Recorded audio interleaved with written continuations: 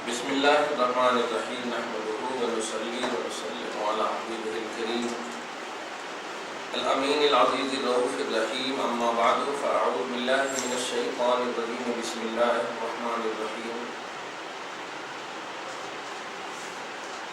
وأطيعوا الله وأطيعوا الرسول فإن توليتم فإنما على رسولنا البلاغ المبين صدق الله العظيم الصلاة والسلام عليك وعلى آلك وأصحابك وأهل بيتك يا رسول الله صلی اللہ تعالی علیہ وسلم۔ آیت نمبر 11 تک کا درس ہو گیا ہے، 12 شروع ہوا تھا اور بڑا اچھا رسپانس ہے۔ تقلید کے حوالے سے بڑی اہم بات ہو گئی کہ چاروں ائمہ کی تقلید کیوں کی جاتی ہے۔ اس کی اصل وجہ یہ ہے کہ ہمیں اس کے بغیر کوئی چارہ ہی نہیں ہے۔ ہمارے پاس وہ علمی قابلیت، وہ ٹیلنٹ نہیں ہے جس سے کہ ہم خود مسئلہ نکال سکیں۔ جیسے ابھی ایک اور بات ہوگی اسی آیت میں، آج میں مزید وضاحت آئی ہے۔ ابھی دیکھیے، اللہ کی اطاعت کرو، رسول کی اطاعت کرو، فَإِن تَوَلَّيْتُمْ، اور اگر تم اللہ کے رسول کی دعوت و تبلیغ کو نہیں مانو گے تو فَإِنَّمَا عَلَىٰ رَسُولِنَا الْبَلَاغُ الْمُبِينُ، تو تم یہ نہ سمجھو کہ نبی کو تم دھوکہ دے رہے ہو۔ میرے نبی پر یہ میں نے ذمہ داری اور رسپانسبلٹی دی ہے کہ فَإِنَّمَا عَلَىٰ رَسُولِنَا الْبَلَاغُ الْمُبِينُ، کہ حبیب آپ کہہ دیجئے کہ ہمارے رسول مطلب ہم پر جو ہے صرف کھلی تبلیغ ہے، کھلی دعوت ہے۔ تم مانو گے قبول ہوگی، نہیں مانو گے تو نبی کا کچھ نہیں۔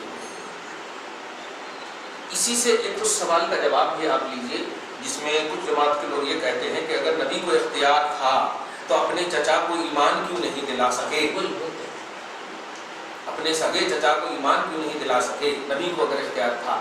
تو اس کا جواب اسی آیت میں ہے کہ نبی اختیار یوز کرنے کے لیے نہیں، اللہ کی وحی اور تبلیغ کرنے کے لیے تشریف لائے۔ ایک دائرہ ہے، کنڈیشن ہے۔ تو نبوت اور رسالت کا ایک کنڈیشن ہوتا ہے، وہ اپنی طبیعت سے کچھ نہیں کرتے، جو اللہ تعالیٰ کہتا ہے وہی کرتے ہیں۔ اگر اللہ کے خلاف کر دیتے ہو تو پھر نبی ہی نہیں ہے وہ جو اللہ کے خلاف کرے۔ اور اگر دعوت و تبلیغ نہ کرتے تب ایک آپ سوال کر سکتے تھے کہ اپنے چچا کو کیوں نہیں دعوت دیے؟ اگر وہ دعوت تو آخری لمحے تک دیے، بخاری شریف کی حدیث ہے، قل یا امی، اے میرے چچا کہیے لا الہ الا اللہ، اللہ کے سوا کوئی معبود نہیں، احاج بہا کلمۃ عند اللہ، میں اس کلمہ کے ذریعے سے اللہ کی بارگاہ میں شیورٹر بنوں گا، دلیل پیش کروں گا، میں گواہی بنوں گا آپ کے ایمان کا۔ یہ اتنا تک کہا رسول پاک نے۔ تو چاہت کی تو انتہا کر دی میرے آقا نے، لیکن رسپانسبلٹی کے آگے نہیں۔ ہاں، ایک دائرہ ہے رسالت سے ہٹے۔ اس آیت میں بھی گویا اس کا جواب ہے کہ اے حبیب، اگر یہ آپ کی دعوت کو نہ مانے آپ ٹینشن مت لیجیے، فَإِنَّمَا عَلَىٰ رَسُولِنَا الْبَلَاغُ الْمُبِينُ، اے لوگوں سنو، ہمارے رسول پر کھلی تبلیغ ہے، منزل تک پہنچانا یہ میرے رسول کا کام نہیں ہے، وہ تبلیغ کرنا میرے نبی کا کام۔ ایک دم جواب بھی مل گیا۔ جو لوگ یہ کہتے ہیں اختیار تھا تو ایسا نہیں کریں۔ اب کچھ لوگ یہاں پر بھی نبی کو جب معلوم تھا تو کہیں وہ زہر مطلب کھا رہے تھے، نبی کو معلوم تھا تو صحابی کو نہیں بچا سکتے۔ یہ کون سی بات ہے؟ معلوم ہونا اور ہے اور اس معلوم کے خلاف کرنا اور ہے۔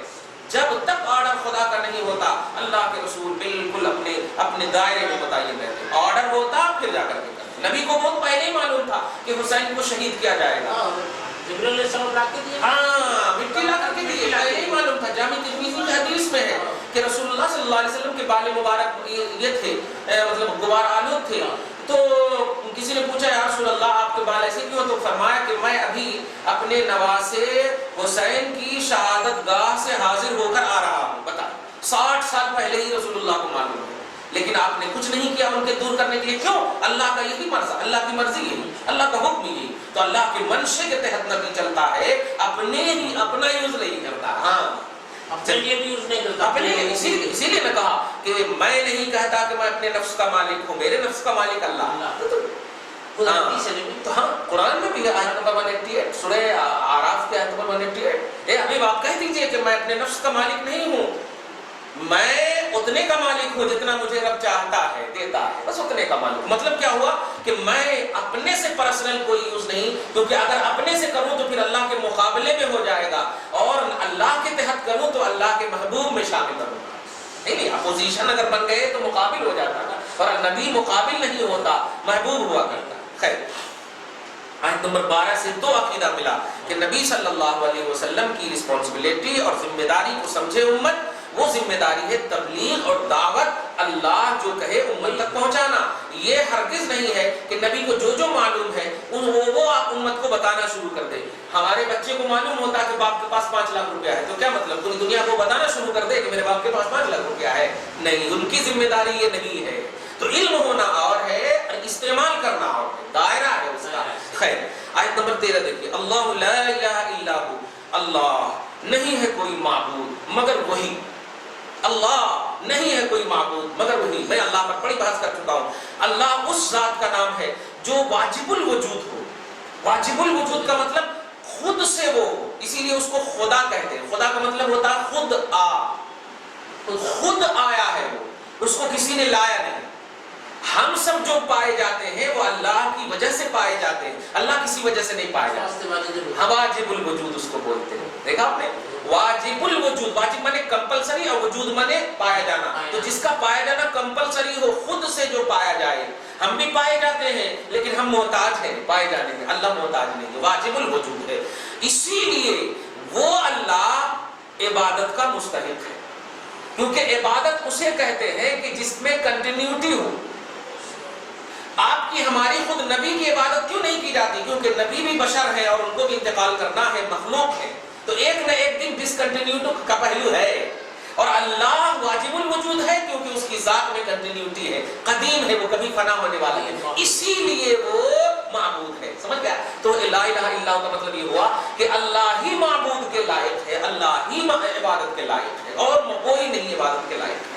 وَعَلَى اللَّهِ فَلْيَتَوَكَّلِ الْمُؤْمِنُونَ، تو چاہیے کہ ایسے ہی اللہ پر لوگ مومنین بھروسہ کریں. ایسے ہی مطلب یہاں پر جب یہ آیت اتری، اے لوگو اللہ پر بھروسہ مت کرو، عزا پر بھروسہ مت کرو، منات پر بھروسہ مت کرو، حبل پر بھروسہ مت کرو، یہ سب جو ان کے بتوں کے نام تھے ان پر بھروسہ مت کرو، کیونکہ اس کو تم بنا رہے ہو. اس کا مطلب یہ پہلے نہیں تھا، پھر ٹوٹیں گے. اس کا مطلب یہ کہ بنا رہے ہو، بگڑ رہا ہے، تغیر ہے. لیکن اللہ میں کوئی تغیر نہیں، کل بھی اللہ، آج بھی اللہ، پرسوں بھی اللہ، ہمیشہ اللہ، ایک اللہ کی عبادت کرو. تو وہ اللہ ہی پر بھروسہ کیا جانا چاہیے. خیر، آیت نمبر 13 کا درس ہو گیا ہے. اب آیت نمبر 14 جو آ رہی ہے، آیت نمبر 13 تک کا درس. ہاں، اب آیت نمبر 14 آ رہی ہے اور اسی سے میں بتانے جا رہا ہوں یہ کہ بہت ساری چیزیں ایسی ہوتی ہیں جو دکھتی ہیں، ریئل میں سمجھ میں بھی آتا، لیکن آپ کو اس کے خلاف کرنا پڑتا.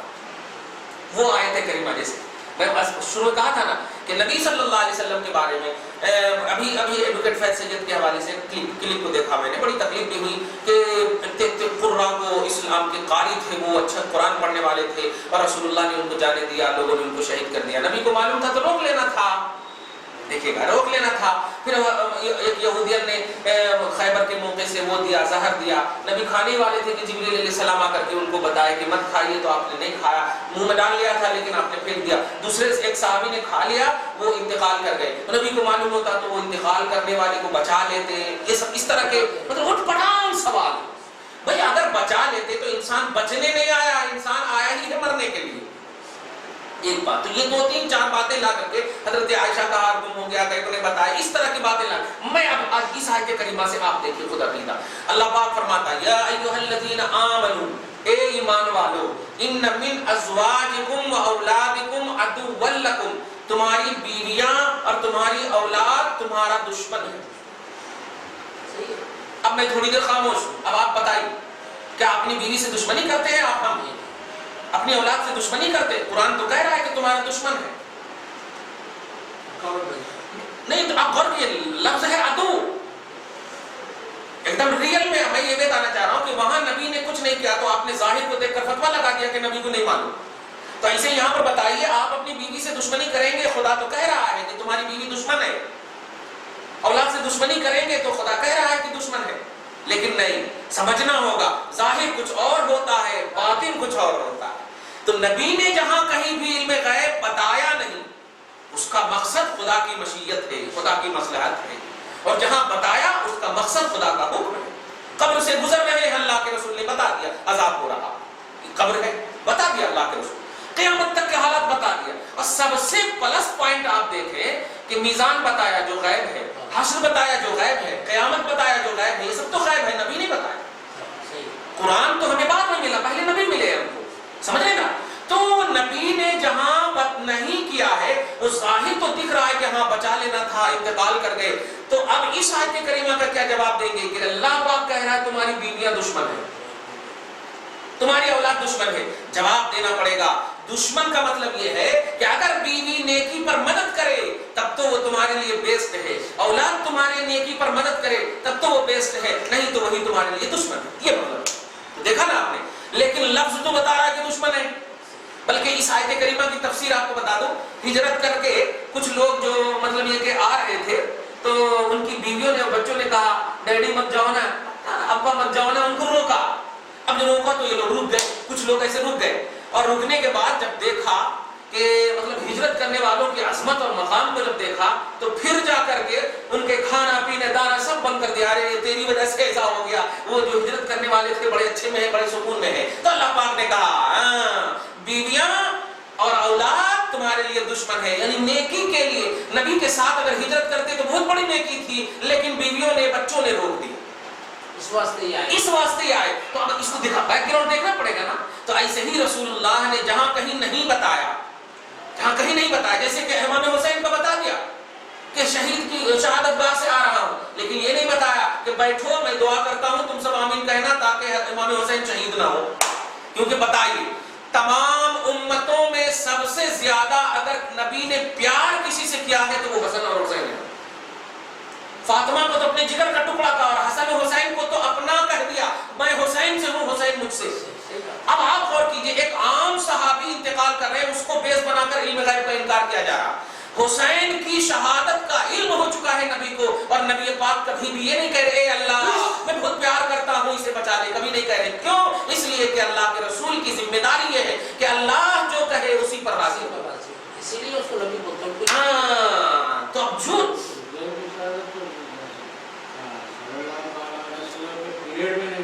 60 سال بعد 59 ایئر سے 60ویں ہجری میں 50 سال کے بعد، 50 سال پہلے ہی نبی کو معلوم ہے۔ آپ سوچیے جب باحیات تھے نبی معلوم ہے۔ اب اچھا ایک اور بات، نبی کو جب معلوم ہے تو نبی کی وجہ سے علی کو بھی تو معلوم ہوگا نا، باپ بھی موجود ہے، فاطمہ کو بھی معلوم ہوگا نا۔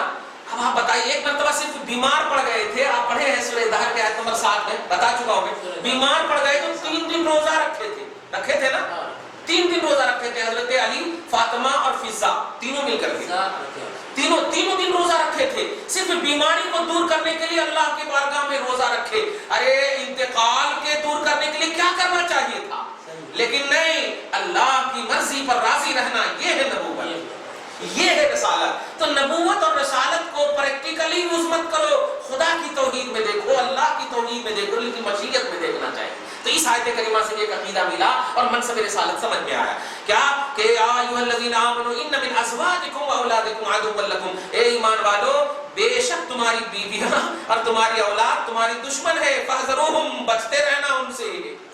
بتائیے جس کے لیے زندگی ہم سب اکٹھا کر دیں ان سے اللہ بچنے کہہ رہا۔ مراد یہی ہے کہ نیکی سے اگر روکیں تو ایسی اولاد اور ایسی بیویاں بے شک دشمن، نیکی سے جو نہ روکے الحمدللہ پھر وہ دوست ہے۔ ہاں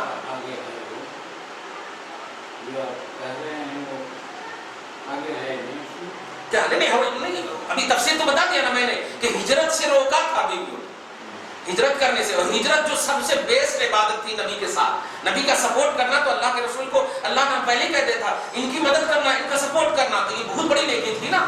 تو آگے آپ دیکھیے، تو جب ان لوگوں نے کھانا بند کر دیا نا تو اللہ پاک رحم فرمایا، اس کا جواب ہے آگے۔ اس سے پہلے بھی آیا نہیں کھانا نہیں، جو ہجرت کر کے جو ہجرت سے رک گئے تھے، جو ان کے اولاد وغیرہ کا کھانا پینا، بیویوں کا کھانا پینا بند کر دیا، تو اللہ پاک نے رحم کر کے کہا نہیں معاف کر دو اس کو، دیکھیے معاف کر دو۔ کیوں؟ دیکھیے وَإِن تَعْفُوا وَتَصْفَحُوا وَتَغْفِرُوا، اگر تم انہیں معاف کر دو اور تمہیں درگزر کر دو، انہیں اگر مطلب یہ کہ ان کو پناہ دے دو، معافی دے دو، فَإِنَّ اللَّهَ غَفُورٌ رَحِيمٌ، تو اللہ بھی بخش دے گا، رحم کرنے والا ہے۔ دیکھیے تو کہنا ہم یہاں پر آج صرف یہ عدو کا لفظ کہا، بیوی کو عدو مانے دشمن، اور اولاد کو بھی عدو کہا، دشمن۔ تو ایسے ہی نبی کے بارے میں بھی لفظ بشر، جملے پہ غور کیجیے، لفظ بشر نبی کے بارے میں یہاں پر کیا لفظ عدو جو دشمن ہے، کیا ریئلٹی کے ساتھ استعمال ہو رہا ہے؟ نہیں، اگر ریئلٹی کے ساتھ ہوتا تو اللہ کبھی نہیں کہتا، کیونکہ دشمن کو معاف نہیں کرتا۔ جیسے کہ سورہ ممتحنہ کی فرسٹ آیت میں کہا، پڑھے تھے آپ، یا ایھا الذین آمنوا अदुव्वी व अदुव्वकुम, ए ईमान वालों मेरे दुश्मन और अपने दुश्मन को दोस्त मत बनाना। देखा, तो दुश्मन से दूर रहने को अल्लाह पाक ऑर्डर करता। और यहाँ पर जब कह रहा है कि बीवी दुश्मन है तो दूर रहने कहना चाहिए, लेकिन नहीं, आगे कह रहा है माफ करो। तो इसका मतलब ये हो कि अदु जो है रियल में सही यानी मतलब प्रैक्टिकली तौर पर यूज करने के लिए नहीं, उसके अंदर क्या है वो देखना होगा। जाहिर कुछ और है, बातिन कुछ और। ऐसे ही बशरुन का लफ्ज भी कुरान में है कि मैं बशर हूं, तो अब आप सिर्फ दो हाथ दो पांव को मत देखो, मुस्तफा के अंदर देखो कि वह है हमारी तरह या नहीं। जैसे साहबा ने देखा और साफ कह दिया, या रसूल अल्लाह हम आपकी तरह नहीं, आप हमारी तरह नहीं, हम आपकी तरह नहीं, आप हमारी तरह नहीं। समझ गए ना? हाँ, वही से। हाँ, फ़इन अल्लाह गफूर, बेशक अल्लाह बख्शने वाला, रहम फरमाने वाला है। आयत नंबर 14 हो गई। अब आगे देखिए, इन्नमा अच्छा एक और बात आ गई, इन्नमा अम्वालुकुम व औलादुकुम फितना। यहाँ पर तो अजीब बात, बेशक आपके माल और आपकी औलाद फितना है। बताइए, क्या हम अपनी औलाद को फितना समझते हैं? क्या हम अपने पैसे को फितना समझते हैं? अगर फितना समझते तो हम नमाज क्यों पढ़ते? कुरान पैसा लेकर के नमाज अपने जेब में, सही है? और औलाद को सीने से क्यों लगाते? तो फितना कहा है? फितने से मुराद यहाँ पर लफ्ज़ फितना की हकीकत और रियलिटी नहीं है, बल्कि आजमाइश। माल आजमाइश है, माल औलाद आजमाइश है। क्या मतलब? ये सब तुमको अल्लाह ताला देगा, अब तुमको इनकी भी खिदमत करके खुदा को मनाना है, इनकी भी खिदमत करनी है। कहीं ऐसा ना कि इन्हीं में पड़ जाओ और अल्लाह से दूर हो जाओ, नहीं। तो ये आजमाइश है। तो हालांकि फितना का लफ्ज़ इस्तेमाल क्या है? फितना का माना लफ्ज में अगर आप करें तो फितना का माना फितना लफ्ज मैंने बोलते हुए क्या यार फितना बर्पा कर रहे हो? कुरान पाक में तो अल फितना तो अशद्दु मिनल क़त्ल, किसी को मार दीजिए वो बेहतर है, लेकिन किसी को फितना में मुब्तला कर दीजिए, अल्लाह की बारगाह में कत्ल से ज्यादा फितना में मुब्तला करना है। अरे बाप, तो कत्ल से ज्यादा मतलब रुतबा और कत्ल से ज्यादा डिफिकल्ट चीज जो है फितना। और अल्लाह पाक कह रहा है कि माल और औलाद फितना है, लेकिन हम समझ गए हैं आजमाइश, आजमाइश, हाँ आजमाइश है, रियल माना आजमाइश है। लेकिन उम्मन जो फितना का लफ्ज बोलते हैं वो प्यार और मोहब्बत के एतबार से नहीं बोलते। बड़ा फितना, क्या रे, जब से ये मोहल्ले में आया बड़ा फितना बर्पा कर रहा। देखिए आप, तो मतलब फितना औलाद को कहा, फितना मतलब माल को कहा। लेकिन अब जमात वालों से पूछिए, क्या माल फितना है? कुरान तो कह रहा। तो ऐसे ही जब माल फितना नहीं हो सकता, औलाद फितना नहीं हो सकती, तो फिर नबी बशर कैसे हो सकते? नबी बशर कैसे हो सकते? नबी बशर है, उनको समझना होगा कि कैसे बशर है। जैसे औलाद को फितना कहा, कहना पड़ेगा कि कैसी फितना है। अगर नेकी पर मदद कर रही तो फितना नहीं, नेमत है, नेमत कहा। और अगर नहीं मदद कर रही है तो फितना, बेशक फितना। खैर, मतलब ये कि जाहिर और बातिन दोनों को देखना चाहिए, कुरान और हदीस दोनों में। खैर, वल्लाहु इंदहु अज्रुन अज़ीम, और अल्लाह पाक के नजदीक बहुत बड़ा अज्र है। यानी अगर औलाद की भी आपने यानी हुकूकुल इबाद का भी लिहाज किया आपने, और अल्लाह की बारगाह से भी आप न मुनहरिफ हुए, तो अल्हम्दुलिल्लाह अल्लाह के नजदीक अज्र अज़ीम है। एक दुआ है बस, फत्तकुल्लाह मस्तताअतुम वस्मउ व अतीउ, तो अल्लाह से डरते रहो अपनी। कमाल है, कितना बड़ा रहम करता अल्लाह। देखिए हमारे मजहब में स्टेटस का कितना लिहाज। अल्लाह पाक फरमा रहा, अल्लाह से डरो जितनी तुम्हें इस्तिताअत। कितनी बड़ी बात है, आप बताएं।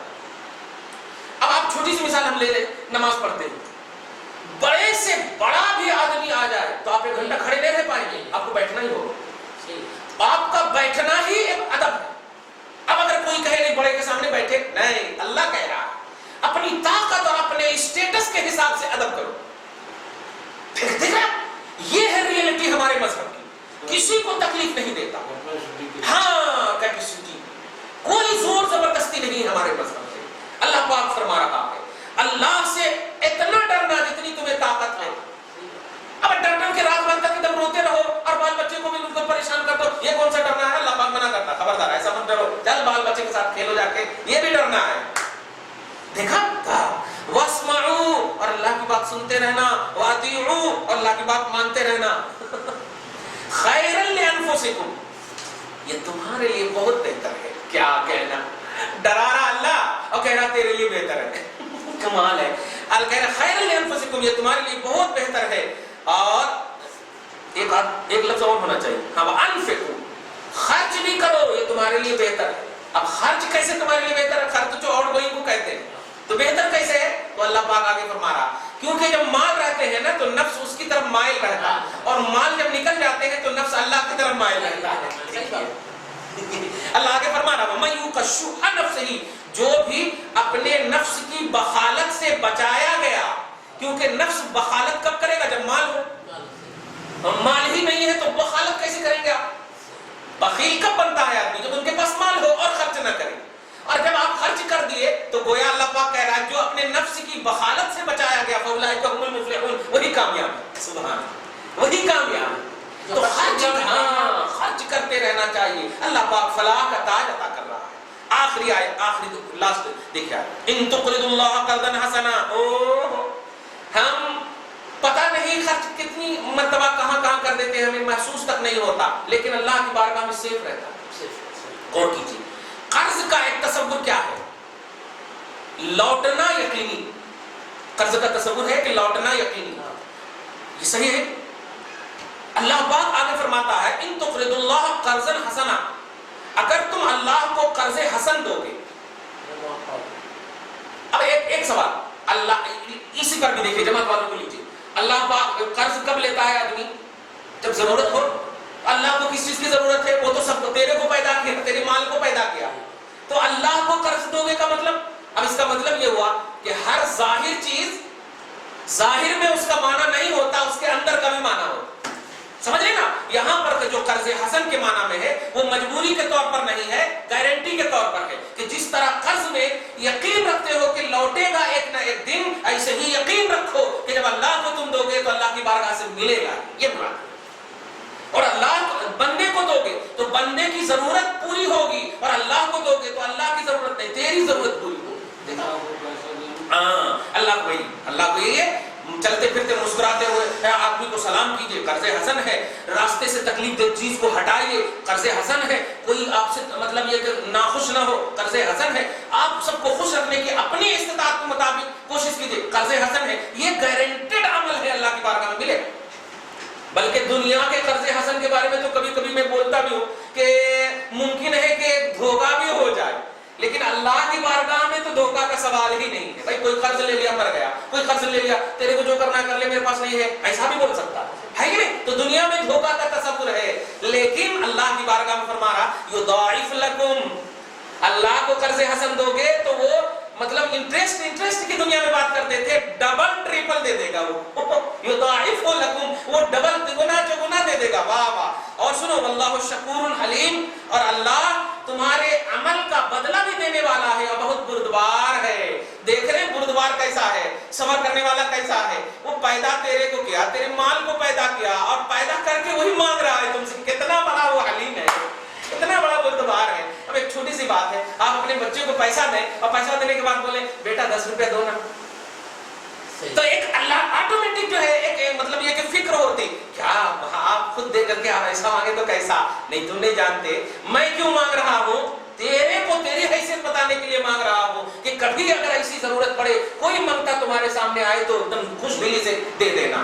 تو اللہ جو مانگ رہا ہے مقصد یہی ہے کہ دیکھ ہم تجھے صرف دینے والے ہیں پھر بھی ہم مانگ رہے ہیں. ارے جو لینے والا صرف آئے تو اس کو کیسے نہیں دو. یہ ہے سمجھ رہے نا. واہ واہ. آگے آخری آیت کریمہ دیکھیے عالم الغیب والشہادۃ العزیز الحکیم. اینڈ ظاہری طور پر آیت نمبر 18 غیب اور شہادت ان پرزینٹ اور پرزینٹ کا جاننے والا وہی اور عزیز ہے وہ اور حکیم. اس آیت کریمہ شروع کیا اس آیت سے کیا تھا یا ایھا الذین آمنوا. سورہ تغابن کی جو شروعات ہوئی تھی وہ یسبح للہ شروع بھی ہوئی تھی اللہ کی پاکی پر اور اینڈنگ میں ہو رہی اللہ ہی کے نام پر. اللہ کی پاکی بیان کرتے ہیں آسمان و زمین کے اور غیب اور شہادہ کا وہی عالم ہے عزیز بھی وہی ہے حکمت والا بھی وہی ہے. یعنی یہاں پر ظاہر کو دیکھ کر کے فتویٰ لگانے والے مولویوں کو حکیم کہہ کر ایک حکمت دینا چاہتا ہے کہ تم ظاہری آیت کو دیکھ کر کے پھڑاک فتویٰ مت لگا دو. دیکھ میں بھی قرض مانگ رہا ہوں کیا مجھے بولے گا کہ میں محتاج ہوں. جیسے تم نے نبی کو دیکھ کر کے کہہ دیا کہ ایک صحابی کو مرتا چھوڑ دیا نبی نے اور اگر غیب تھا تو کیوں نہیں بچا بچا لیا تو پھر وہ اسے ہی دیکھ کر میرے کو بھی بول کہ اللہ پاک قرضہ لے رہا ہے اور قرضہ لیتے ہیں ضرورت کے تحت. ایسا نہیں, ہر ظاہر کو دیکھ کر فتویٰ مت لگا, اس کی ریئلٹی کو دیکھ. دعا ہے پروردگار عالم آج کی اس گفتگو کو حبیب پاک صاحب الاولاد کے وسیلے سے قبول فرمائے, اپنی شان کریمی کے مطابق اجر عطا فرمائے, گھر بار میں اولاد میں برکتیں عطا فرمائے, ہماری اولاد کو ہمارے لیے فتنہ نہیں نعمت بنائے, ہمارے ماں باپ کو, ہماری بیویوں کو, ہمارے بچوں کو, ہمارے مال کو آخرت کے تصور میں محبت کا گہوارہ بنائے. پروردگار عالم ہمیں ہر طرح کی فتنے اور آزمائش سے محفوظ فرما, عداوت و بغض کے تمام پہلوؤں سے محفوظ فرما. صلی اللہ تعالی علی خیر خلقہ محمد و آلہ و صحبہ اجمعین برحمتک یا